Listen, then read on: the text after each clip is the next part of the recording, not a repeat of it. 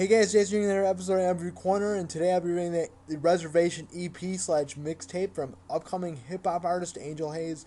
This mixtape was released on July 17th of 2012. It is Angel's third mixtape. Alright, some background information on Angel Haze.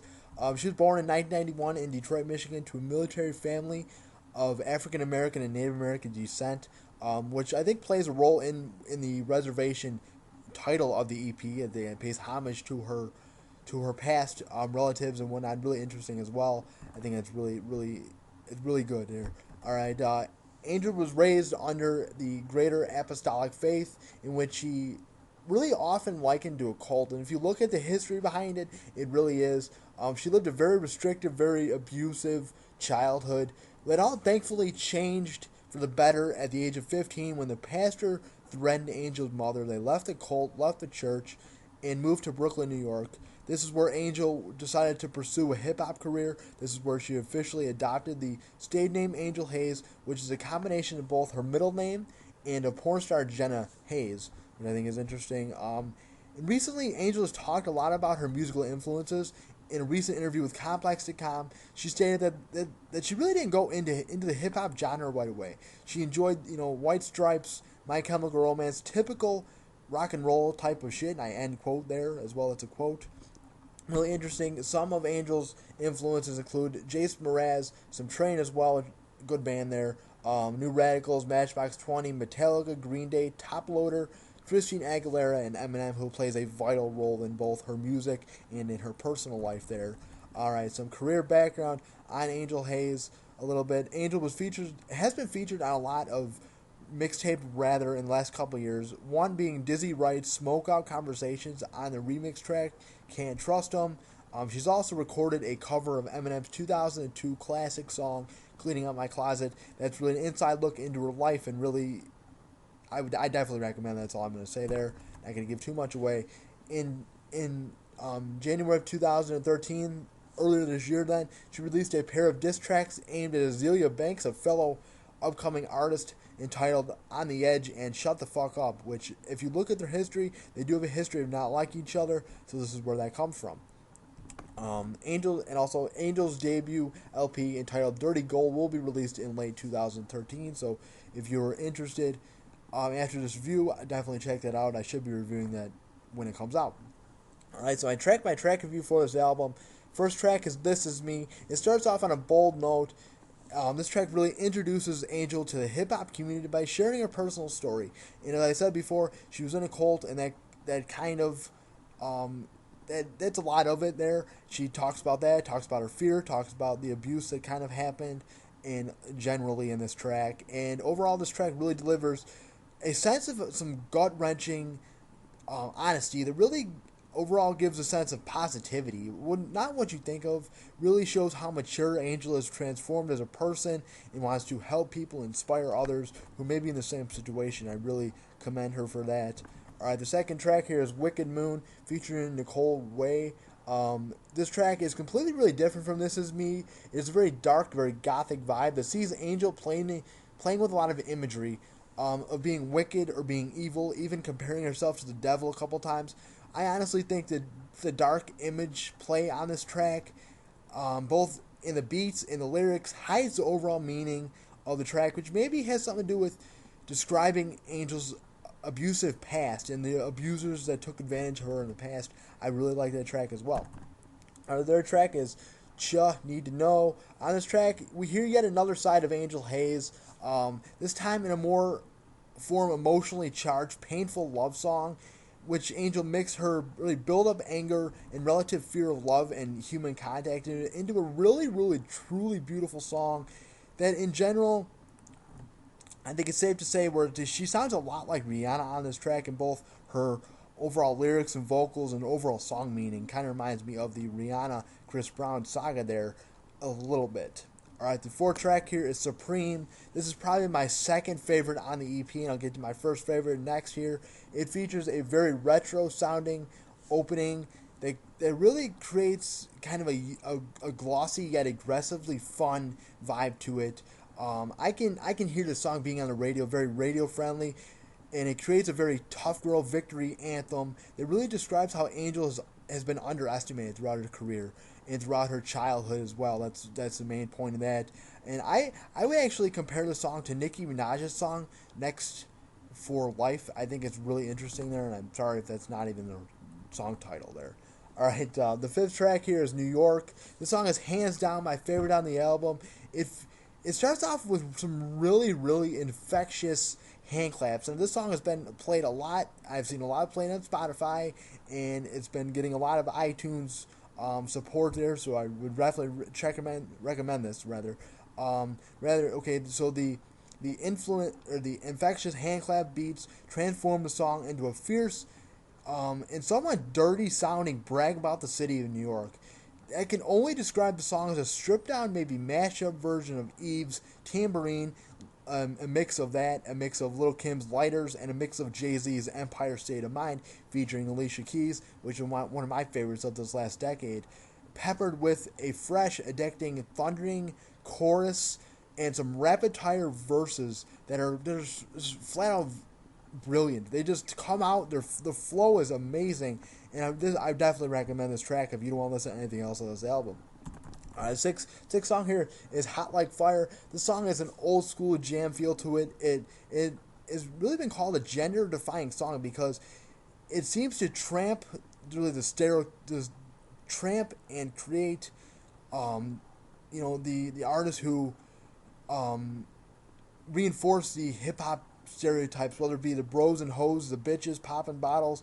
The gender-defying tone can be heard in the way Angel raps in the song, which is both the aggressive, tough and rough styles of a male vocalist, while still maintaining a lot of the soft, comforting tenderness of a female vocalist. I really enjoyed that track. Really interesting. All right, the seventh track here is Working Girls. This song is yet another one of my favorites on the album. It features some very, very catchy military march taps beats, which is with some explosive rhymes that create a aggressive song that really maybe hints at Angel's upbringing in a rough military family and living in a cult. I think that kind of harkens back to everything. I really enjoyed the military marching taps as well there.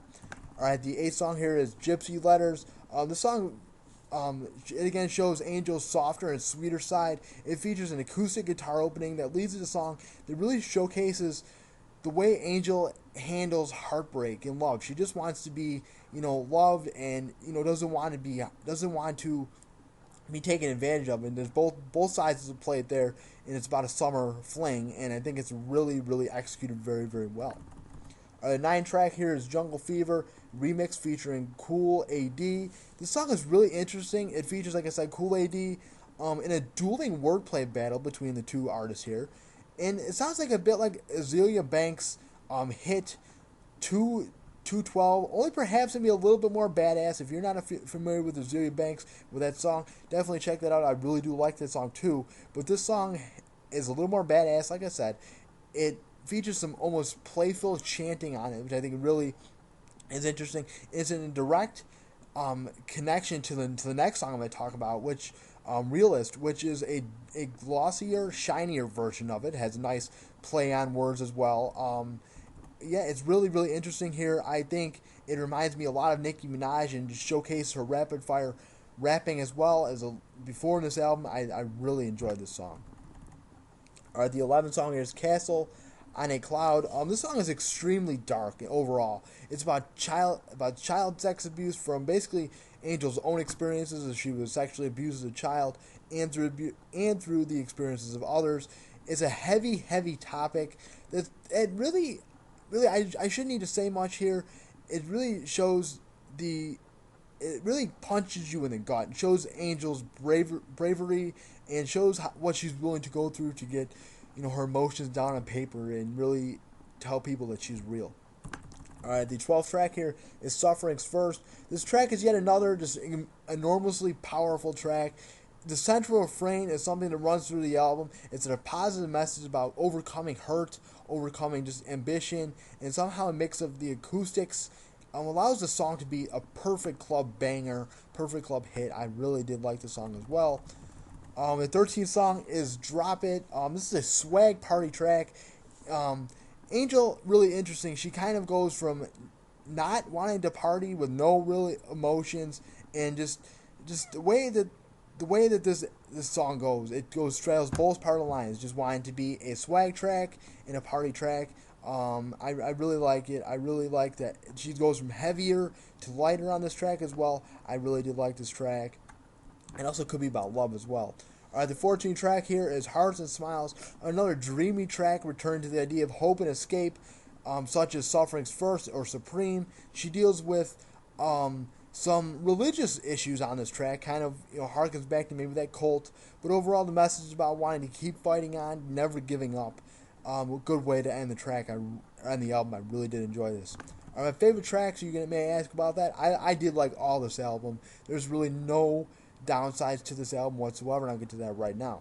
Alright, two things that really caught my attention while listening to this EP was the mix of the overwhelming honesty, the maturity, the bravery that Angel shows, while still maintaining the potential massive hits. I think there's a lot of hits such as Supreme, such as New York, that could be on this. They could be on an actual album that you don't expect to hear from an EP or mixtape. That's really missing from the industry today. People assume things, and that's not the case. I also did enjoy Angel's ability to really keep the listener engaged. There's a lot of different. The flow is really good. There's no weak spots on the album. I think this could be kind of credited to Angel's being a fan of multiple genres, the rock and roll, the early pop music of the 90s, as well as being a fan of Eminem, who's one of the best rappers of my generation, of the young person generation. Really, really interesting. All right, to expand on my main points here, when you first think of Angel Haze, you may think of someone who is humbly shy, who is somebody who's just gonna spit some generic raps, maybe like a Lil Wayne-esque or something like that. But really, when you get down to it, you'll see that she doesn't hold anything back. She takes no shit from no one, I guess is what I want to say. In the short term there, she tends to write very well structured, very painfully honest songs that sometimes are very raw and contains rapid fire rhythms that are over insanely good flow throughout this whole album. As I said, could be credited maybe to some Eminem, that'll leave you wanting more as a fan, and maybe as a fellow artist, you want to say, "Oh my God, she really did that. I want to emulate her." I really, that can go both ways. Another thing that I noticed about the song, as I said, there's a focus. Every song seems to hold focus, whether it be serious or playful.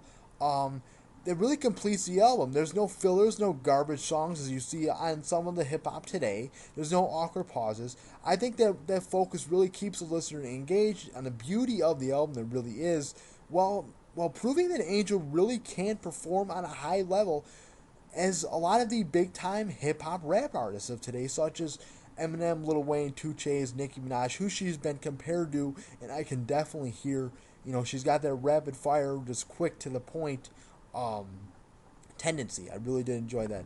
Alright guys, well that's my review for this album. I give this album a 10 out of 10. I really liked Angel's honesty. I really would like to thank her for, you can also download this EP, by liking her Facebook page, and I will put that link below, and you can sign up for her newsletter and get this EP for free. I think it's a great tactic to get her music out. I highly recommend this EP. Alright guys, well that's my review for this week. My upcoming reviews include some Michael Jackson that'll be next. We got some Foo Fighters, we got some AC/DC, some Jet Gladstone again, his second album. Some Jukebox to go, some Luke Bryan with his new album, some Eric Church, some Tom Petty, the Sound City soundtrack with the Reel to Reel movie featuring Dave Grohl. I did a review on that. Check that out if you're interested. I'll be doing that review with my friend Bobby Myers. We have some Imagine Dragons, some Skillet, some Jimmy Eat World, some Randy Hausler, and some Third of a Dead Man that'll be coming up next, hopefully. And also, if you're an upcoming artist or anyone, you're a fan of any type of indie rock, or you're an upcoming artist of any sort, please, if you want me to review your album, you want me to review an album, please let me know. Message me here. You can follow me at JasonQuinn1992 on Twitter. I will, that's one word, I will follow you back, and I will write your name down on a list. I will preview your album, and I will then message you back and tell you when and if I will review your album. I'm looking for new stuff to review. I always like to keep my iTunes library fresh and keep everything fresh and have new music for you guys to listen to and, hear my reviews of. So thank you guys for watching this episode of Every Corner. Please subscribe if you like. I try to put out new videos every week. I also have the concert videos. Please let me know what you think of those. And if you have any suggestions, like I said, for any upcoming future segments, anything, please let me know. I'll put my email below. I already said my Twitter handle. You can message me on Facebook. Put a comment below as well. Thank you guys for watching this episode of Every Corner again. Have a nice day. Bye-bye.